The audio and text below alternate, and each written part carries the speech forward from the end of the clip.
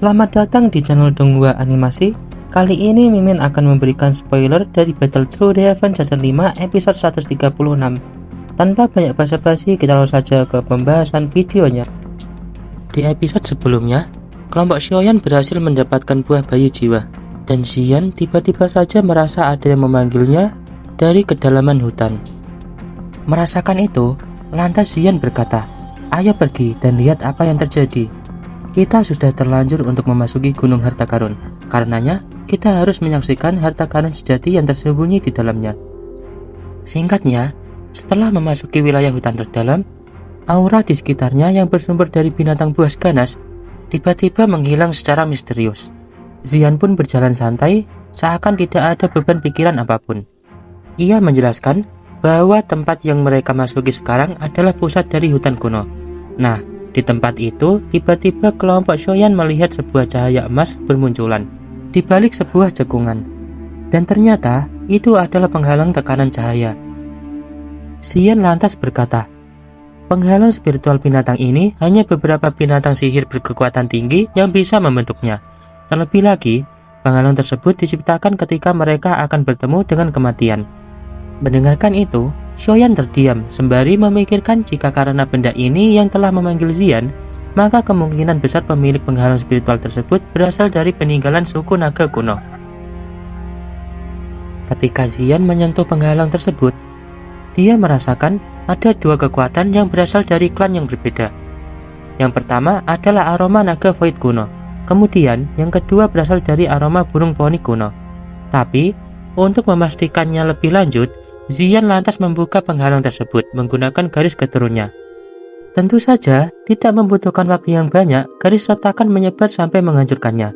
Kelompok Xiaoyan kemudian melangkahkan kaki mereka ke dalam penghalang spiritual binatang itu. Sampai sebuah hal yang sangat-sangat mengejutkan terlintas dalam pandangan matanya. Di dalamnya, terdapat altar batu kuno berukuran 1000 kaki. Serta di tempat itu membawa tekanan samar menyebabkan doji seseorang mengalami gangguan.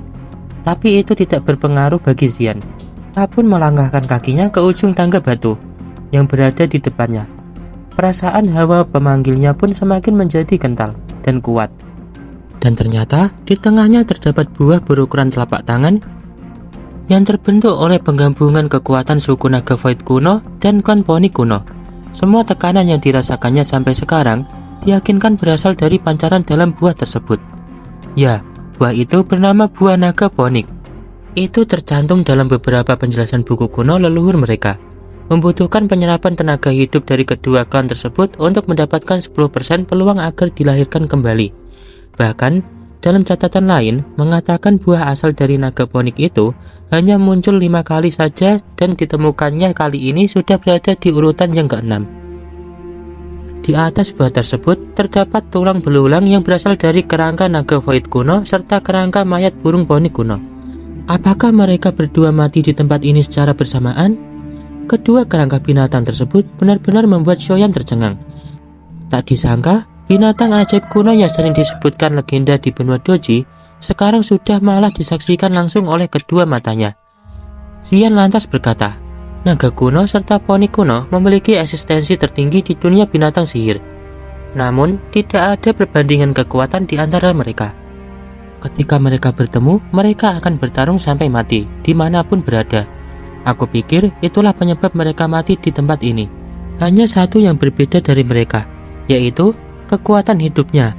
Kekuatan hidup dari naga void kuno jauh lebih tinggi dibandingkan poni kuno. Contohnya saja, aura penghalang spiritual binatang yang kita masuki sekarang hanya berasal dari naga void kuno.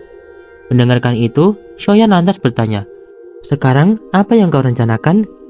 Xian menjawab, "Aku harus membawa buah asal naga ponik ini pergi. Jika sampai ditemukan oleh suku ponik, bahkan sampai mendapatkannya, maka mereka bisa berevolusi menjadi binatang pamungkas sejati, yang memiliki garis keturunan naga serta burung kuno." Mendengarkan itu, tentu saja Xiaoyan juga berpikir jika sampai klan Feng Jing'er yang mendapatkannya, maka tentu akan semakin merepotkan. Mengingat dirinya juga dengan kelompok Feng Jing'er masih menjadi tempat pelampiasan balas dendam. Namun, tepat ketika Xian hendak untuk mengambilnya, tiba-tiba saja perubahan tak terduga seketika terjadi. Sebuah garis retakan merobek penghalang spiritual binatang dari luar, dan komplotan manusia segera memasukinya. Sungguh mengejutkan. Ternyata yang datang kali ini adalah anggota dari suku Phoenix kuno, tepatnya Feng Jing'er bersama dengan rombongan pavilion petir angin. Keterkejutan terlintas di wajah Feng Jing'er. Tidak mungkin baginya tidak tahu tentang buah asal naga Phoenix. Begitupun beberapa orang di sampingnya. Melihat kedatangan mereka, tatapan Xiaoyan menjadi serius. Pertarungan mungkin tidak dapat dihindarkan.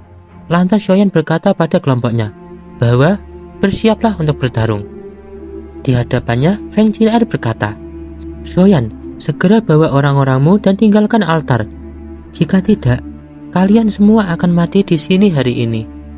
Di kelompok Feng Jing'er terdapat Lei Zunzi, pemimpin suku Macan Tutul, pemimpin Serigala Bulan Perak, Huang Xuan, dan pemimpin suku Phoenix Iblis Surgawi. Melihat barisan 5 dusun ini, Xiaoyan menghela nafas lega.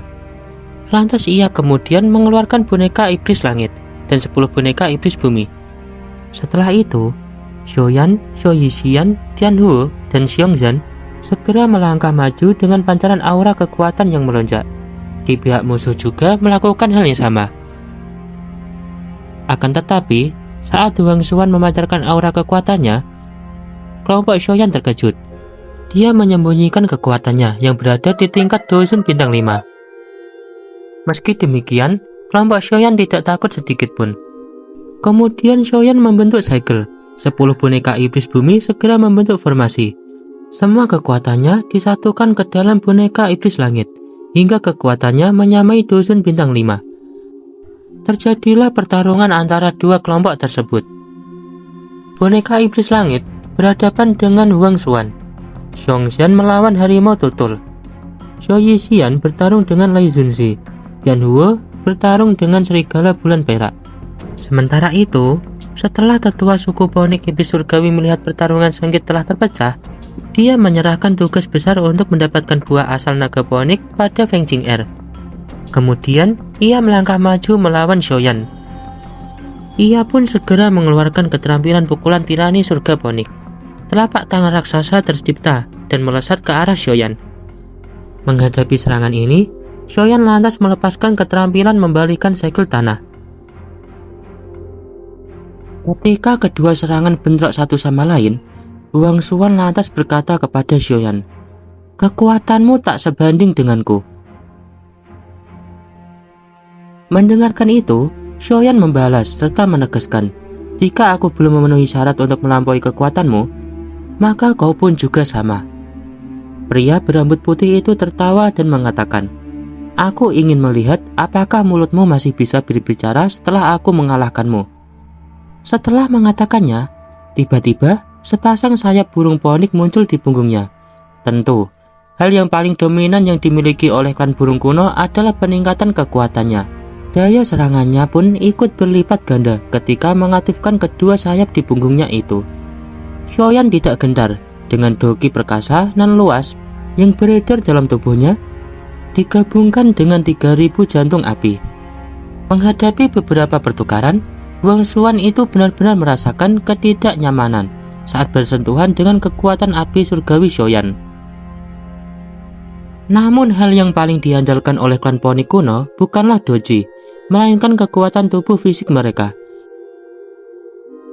Ketika semua orang disibukkan dalam pertempuran tersebut, tiba-tiba saja pandangan matanya teralihkan ke tempat di mana Feng Jing'er berada. Wanita itu malah membentuk sebuah keterampilan aneh di tangannya, yaitu menggunakan darahnya sebagai perwujudan kontrak untuk membentuk segel pemanggilan jiwa leluhur. Energi perkasa menakutkan yang luar biasa membungkus seluruh tubuhnya. Cahaya keemasan agung terpancar di segala penjuru tempat. Kekuatan menakutkan yang mampu menghancurkan dunia segera bergegas menuju kelompok Xiaoyan. Namun saat serangan tersebut hendak mendekatinya, Xian memancarkan kekuatan ungu yang jauh lebih mengerikan dari tubuhnya. Sembari berkata, "Jiwa leluhur Phoenix.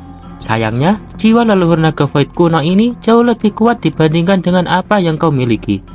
Cahaya menakutkan menyerbu ke segala arah, membuat kelompok Feng Jing'er merasakan keterkejutan saat dia melihat semacam ada tekanan menakutkan keluar dari tubuh gadis kecil itu. Bahkan, wujudnya pun seketika berubah ke mode dewasa. Garis darah keturunan mereka serasa tak berdaya sampai sesaat kemudian terungkaplah sudah. Sosok kekuatan yang luar biasa keluar dari tubuh Xian ternyata adalah energi yang bersumber dari naga void kuno. Sehingga Feng Jing'er pun mulai mengerti alasan mengapa kelompok Xiaoyan bisa memasuki penghalang spiritual binatang tersebut, dikarenakan pasti ada yang memimpin jalannya. Dan ternyata gadis kecil itulah yang menjadi kuncinya. Huang Xuan lantas berkata, "Jangan panik, keturunan naga kuno ini masihlah anak-anak. Teruskan saja untuk menyerangnya sembari menggunakan jiwa leluhur demi menghabisinya." Mendengarkan itu, Lei Zunzi sedikit panik saat mengetahui bahwa klan Poni kuno berniat untuk membunuh anggota naga void kuno. Sebuah pikiran pun terlintas di benaknya.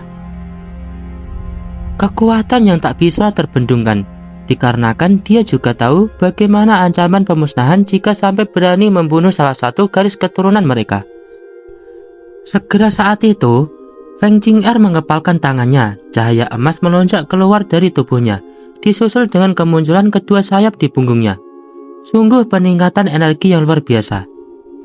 Di sisi Xian, ia segera melangkah maju, melancarkan tinju kecilnya mengeluarkan raungan keras yang mengguncang altar batu. Namun sayang, seperti apa yang telah menjadi kalimat peringatan bagi mereka, Feng Jing'er malah terpentalkan memuntahkan darah, serta terhempas ke belakang. Merasakan kondisinya sudah tidak diuntungkan dalam pertukaran pertama, dia malah memilih untuk meninggalkan tempat tersebut. Xian tentu tidak akan membiarkannya melarikan diri. Tinju yang terbungkus dengan pilar cahaya ungu ditembakkan dari telapak tangannya. Kekuatan naga void kuno bersatu dan kembali bertabrakan. Nah, dalam pertukaran kedua itulah berhasil memaksa Feng Jing'er semakin kewalahan. Tubuhnya malah terjerat dengan lilitan naga. Melancarkan serangan ketiganya, tinju terakhir ini jauh lebih ganas dan mematikan. Menghantam tubuh Feng Jing'er, darah bercucuran, bahkan bukan hanya itu, kekuatan cahaya emas yang dimilikinya serta jiwa leluhur poniknya itu pun ikut dihancur leburkan. Feng Jing'er terpentalkan dengan keras dengan rasa keterkejutan di wajahnya. Dalam catatan buku leluhur jiwa turunan klan yang digunakannya kali ini, tidak disangka malah berakhir menyedihkan di tangan seorang gadis kecil sepertinya. Siapa yang menyangka bahwa Xiaoyan benar-benar memiliki teman yang berasal dari naga void kuno. Huang Xuan pun segera menopang tubuh Feng Jing'er untuk pergi meninggalkan tempat tersebut sebelum semuanya berakhir lebih parah. Namun, di sisi Feng Zunzi, ia malah berkata, "Bagaimana dengan buah asal naga poiniknya?" Huang Xuan menegaskan, "Memangnya itu kenapa? Apakah kau yakin bisa mendapatkannya? Untuk sekarang, lebih baik bagi kita untuk pergi dari sini. Masih ada lain waktu untuk menghabisinya." Di sisi Lei Zunzi, mereka hanya bisa memendam amarah di hati mereka. Kekalahan yang begitu memalukan serta menyedihkan membuat mereka terpaksa harus mundur setelah menerima pukulan dari Xian. Sesaat setelah kepergian mereka, Xian juga tampaknya cukup lemah dan juga kelelahan. Dikarenakan ia telah menggunakan jiwa leluhur naga void kuno terlalu kuat.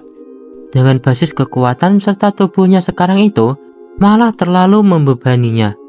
Xian lantas berkata, meskipun berhasil memaksa mereka mundur, tetapi yakinlah, mereka tidak akan menyerah begitu saja.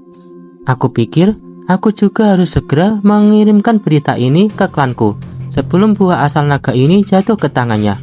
Xian menyimpan buah tersebut ke dalam cincinnya, sembari berkata, energi dari benda ini terlalu menakutkan. Bahkan aku pun hanya mampu menyegelnya untuk sementara di tubuhku. Xiaoyan dan teman-temannya pun mengerti. Kemudian, mereka berniat untuk meninggalkan tempat ini segera mungkin, demi mencari serta menemukan beberapa teknik Do kelas Tian yang masih tersisa. Nah, baiklah, untuk spoiler dari Battle Through the Heaven Season 5 episode 136, Mimin cukupkan sampai di sini dulu ya. Thanks for watching.